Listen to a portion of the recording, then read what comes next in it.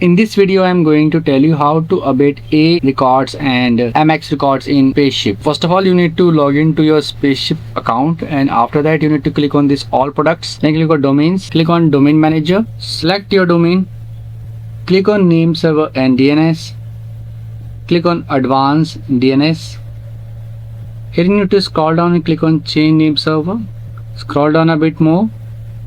Under this inactive records, you can see A records is showing here, MX record is showing here.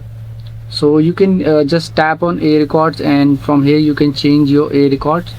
And similarly for MX record as well, you can click on MX records and change your MX record. From here you need to type @ here, and you need to enter this MX records, and after that just click on add button and it will be added. So it is very easy. This option is available here in Spaceship. So I hope friends, now you will be able to change these records, and in case you face any problem, you can mention in the comment section. I'll make sure to give you reply. And if you find this video helpful, just hit on the like button. Also subscribe my channel for upcoming videos.